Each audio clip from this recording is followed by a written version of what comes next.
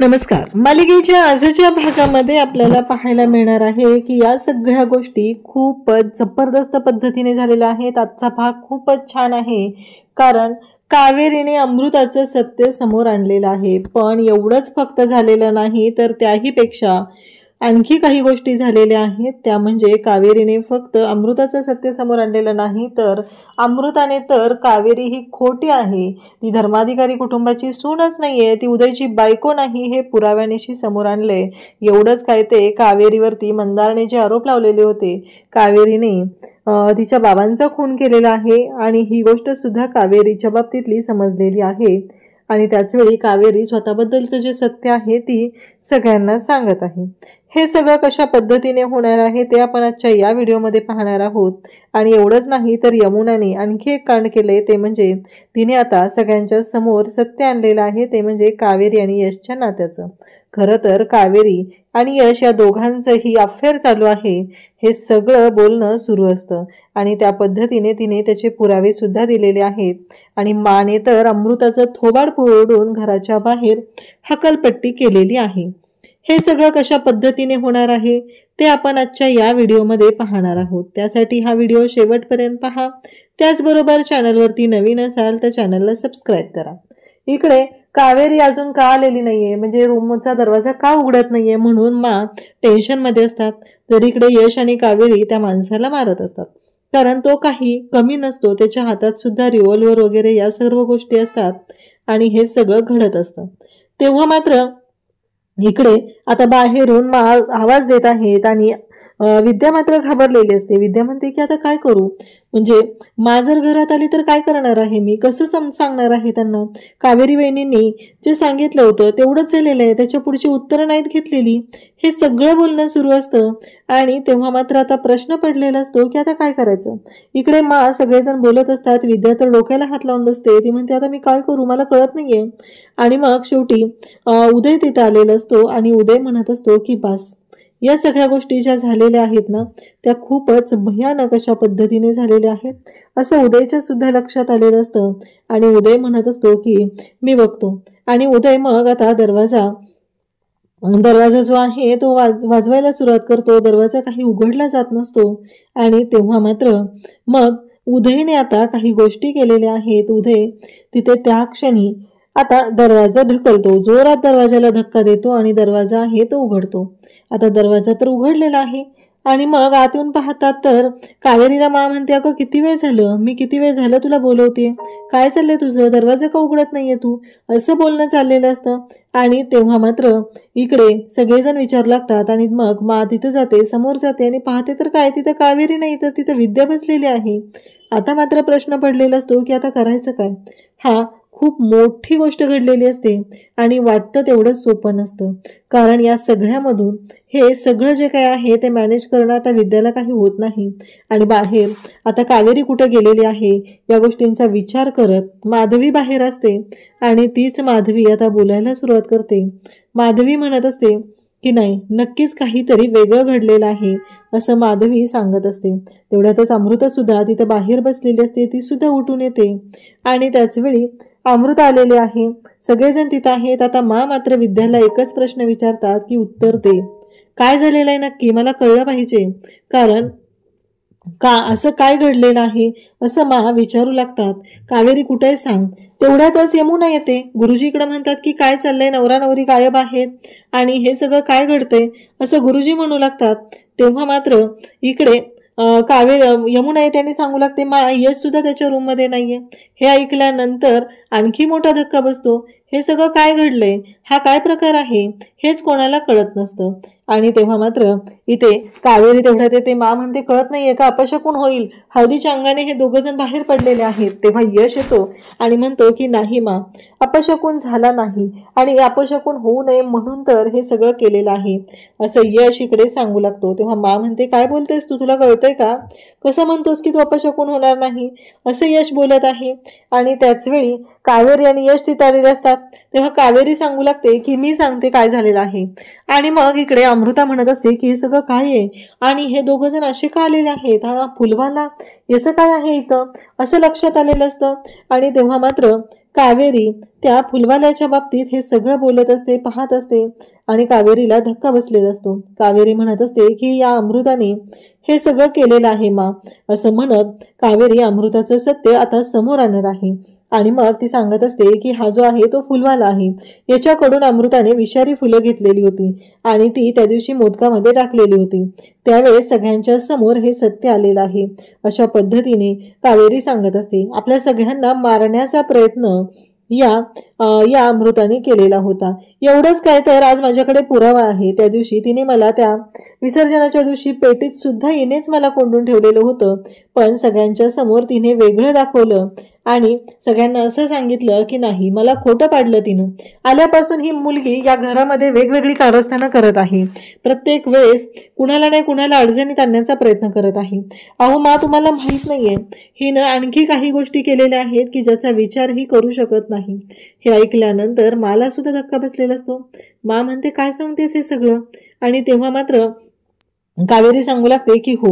आणि मग इकडे सगळेजण म्हणू लागतात की काय पुरावा आहे? तेव्हा कावेरी म्हणते की हो, आज माझ्याकडे पुरावा आहे. मान्य मला त्या दिवशी मी पुरावा दाखवू शकले नाही, पण आज माझ्याकडे पुरावा आहे आणि तोच पुरावा आणायला मी यश आणि मी गेलेलो होतो, हे कावेरी सांगत असते. अमृता मात्र लपून बसलेली असते, तोंड मागं मागं घेऊन लपत असते. का तर तिला असं वाटत असतं की आता हे सगळं जे काही आहे ते आपल्यावर येईल म्हणून तिनं ही चाल केलेली असते. पण कावेरी अमृताकडे जाते आणि म्हणते ये ना समोर, सांग नक्की काय झालेलं आहे, कळू दे सगळ्यांना तू काय काय केलेलं आहे, आता पुरावा आहे माझ्याकडे. आणि मग इकडे कावेरी त्या मुलाकडे येते, ज्या फुलवाल्याकडे येते आणि त्याला सांगते की सांग काय काय आहे. तेव्हा तो सांगतो की हो, गणपतीच्या वेळेस आगमनाच्या दिवशी या ताईंनी माझ्याकडून विषारी फुलं घेतली होती आणि मला त्याबद्दल काहीच माहिती नव्हतं आणि यांनी घरातल्यांना मारण्यासाठी ती फुलं वापरणार आहेत या कोणत्याच गोष्टीची कल्पना मला मात्र नव्हती. हे सगळं तो सांगत असतो. तेव्हा मात्र सगळेजण तिथं ऐकत असतात. सगळ्यांना धक्का बसलेला असतो की हे सगळं काय होतंय, कारण ह्या गोष्टी वाटतात तेवढ्या सोप्या नाहीयेत, हे पण तेवढंच महत्वाचं असतं. आणि मग इकडे आता सगळ्यांच्या समोर ही गोष्ट आल्यानंतर कावेरीने मात्र आता सगळ्यांना सांगितलेलं असतं. कावेरी बोलत असते आणि हा पुरावा तिने सगळ्यांच्या समोर दिलेला असतो. आता मात्र अमृताच्या तोंडाला कुलूप. आणि मग अमृता शांत राहते, कारण त्या मुलाने स्वतःच्या तोंडाने सांगितलेलं असतं की यांनी माझ्याकडून ती फुलं घेतली होती आणि कावेरीनं त्या मुलाला शब्द दिलेला असतो. त्याची आई बिचाराची ऍडमिट आहे, त्याला पैसे हवे होते, त्यासाठी त्याने हे काम केलेलं होतं. आणि आता कावेरी आणि यशने त्याला शब्द दिलेला असतो की तुझ्या आईच्या ट्रीटमेंटचा सगळा खर्च आम्ही करू, तू काळजी करू नको, अशा पद्धतीने सांगितलेलं होतं. आणि आता हे सत्य समोर आलेलं असतं आणि तो मुलगा मात्र हात जोडून सगळ्यांच्या समोर सांगत असतो की हो, यांनीच माझ्याकडून ती फुलं घेतलेली होती आणि तुम्हाला सगळ्यांना मारण्याचा प्रयत्न केलेला आहे. आता कावेरीने पुराव्यानिशी समोर आणलेलं असतं. मला मात्र खूप राग येतो. कावेरी म्हणत असते की बाद झालं, आतापर्यंत खूप वेळा ऐकून घेतलेला आहे मा, तुम्हाला माहित नाहीये हिच्या बहिणीच्या खुनाचा, हिच्या बहिणीच्या मृत्यूचा बदला घेण्यासाठी ही या घरात आलेली आहे. सुडाच्या भावनेने ही या घरात आलेली आहे. तिच्या डोक्यात फक्त सूड आणि सूड भरलेला आहे, असं कावेरी सांगत असते. आणि तेव्हा मात्र पौर्णिमा त्याचबरोबर सगळ्यांना धक्का बसलेला असतो. सगळेजण आ वासून उभे असतात, कारण हे सत्य एवढं भयानक असतं. आणि त्यापेक्षा मोठी गोष्ट घडते ती म्हणजे त्या क्षणी मा सनसनी तशी कानाखाली लगावते, ती म्हणजेच अमृताला कळायचं बंद होतं आणि मा तिला म्हणू लागते की चल निघ, या घरात थांबायचं सुद्धा नाही, कारण तुझा आणि आमचा संबंध संपलेला आहे, असं माने सांगितलेलं असतं. आणि तेव्हा मात्र तिला धक्के मारत ती बाहेर काढते. तेव्हा अमृता शांत राहील तर ती कोणती, कारण स्वतःचा वाटोळा झालेला आहे, मग आता दुसऱ्याचं पण केलं पाहिजे हा विचार तिच्या डोक्यात असतो. आणि मा म्हणत असते की आत्ताच्या आत्ता निघायचं आहे, कारण माझ्या यश सोबत लग्न करायची तुझी लायकी नाही, अशा भाषेत तिला मा बोलत असते. तेव्हा मात्र आता तिला ढकलून दिलेलं असतं. ती माघारी येते आणि म्हणते की हो मावशी, मान्य मला, पण ज्यांनी माझ्यावर आरोप केलेले आहेत मला एकदा एक संधी तरी दे माझ्या बाजू मांडण्याची, मला कळू तरी दे, कारण जी व्यक्ती तुला निर्दोष आहे, स्वतःबद्दल काहीच कळू देत नाही, ती व्यक्ती काय आहे आणि कोण आहे हे मी तुम्हाला दाखवते, असं म्हणत तिथे लॅपटॉप असतो, प्रोजेक्टर असतो आणि प्रोजेक्टरवर इकडे अमृताने फोटो दाखवायला सुरुवात केलेली असते. सगळ्यांना धक्का बसतो. त्या फोटोमध्ये चिकू असतो, उदय असतो, पण त्याच्या शेजारी उभी असलेली कावेरी मात्र वेगळी असते, कारण त्याच्या शेजारी जी उभी असते ती कावेरी वेगळी आहे, कारण तिथं काऊ उभी असते. हे फोटो पाहून सगळ्यांना धक्का बसतो.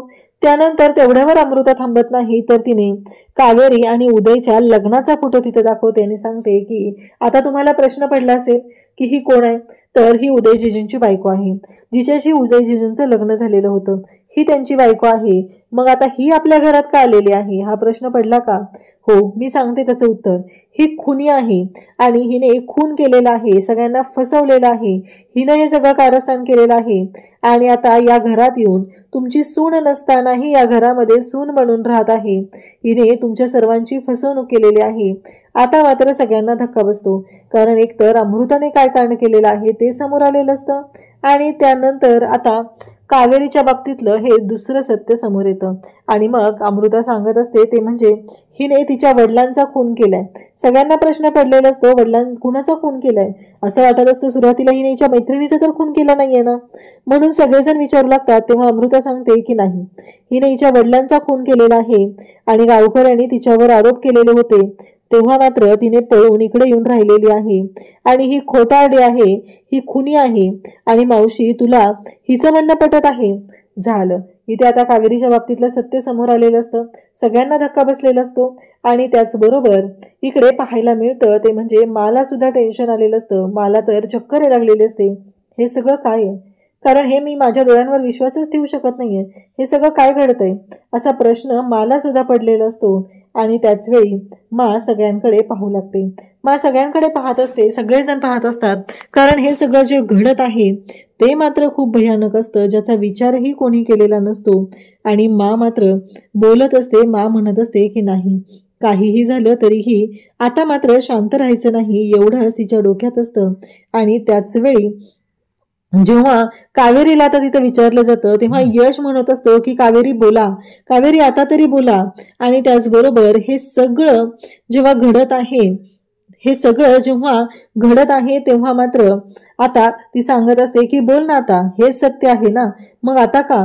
हे सगळं जेव्हा बोलत आहे तेव्हा मात्र इकडे कावेरीला विचारलं जातं. कावेरी म्हणत असते की हो. यश म्हणतो की कावेरी बोला, सगळं सत्य समोर आलं पाहिजे, नाहीतर सत्य हरेल, सत्याचा विजय नेहमी झाला पाहिजे, असं म्हणत यश तिला बोलायला सांगत असतो. आणि कावेरी मात्र आता बोलायला सुरुवात करते. कावेरी म्हणत असते की हो, मी कावेरी सावंत, ही माझी मैत्रीण उदय भाऊजींची बायको कावेरी. कावेरी म्हणजेच काऊ. कारण उदय भाऊजी आणि कावेरी यांनी लग्न केलेलं होतं, ते आमच्या इकडेच राहत होते. कावेरी माझी खूप जवळची मैत्रीण. मग आम्ही येत होतो, कारण हे जे सांगितलं जाते ते पूर्णपणे चुकीचं आहे. मग तुमच्या समोर चुकीच्या पद्धतीने आणलं गेलंय असं कावेरी सांगत असते. आणि तेव्हा मात्र या सगळ्या गोष्टी घडत असतात. तेव्हा मात्र हे सगळं जेव्हा चालू झालेलं आहे आणि त्याच वेळी इकडे कावेरी तिचं म्हणणं समजून सांगण्याचा प्रयत्न करत असते. मग ती सांगत असते की हो, माझं लग्न ठरलं होतं, माझ्या बाबांचा मृत्यू झालेला आहे, माझं लग्न ठरलेलं होतं, या सगळ्या गोष्टी मला मान्य आहेत, परंतु काही गोष्टी तुम्हाला माहितीच नाही आहेत, त्या मला तुम्हाला सांगायच्या आहेत. मग ती सांगायला सुरुवात करते. ती म्हणत असते की हो कावेरी माझी जिवाभावाची मैत्रीण, म्हणजे आम्ही दोघींनी एकमेकींसाठी काहीही करायची तयारी असायची. त्याचबरोबर या सगळ्या गोष्टी अशा पद्धतीने झालेल्या होत्या. हे सगळं बोलणं सुरू असतं. आणि त्याच वेळी कावेरी सांगत असते की हो, आणि अचानक माझा जीव वाचवला तो म्हणजे मंदारने.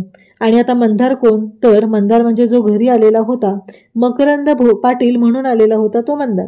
त्याने माझा जीव वाचवला. मग माझ्या बाबांना असं वाटलं की खरंच तो चांगला मुलगा आहे, म्हणून माझ्या बाबांनी त्याच्याबरोबर माझं लग्न ठरवलं. बाबांच्या इच्छेसाठी मला काहीच प्रॉब्लेम नव्हता, मी या लग्नासाठी सुद्धा तयार झाले.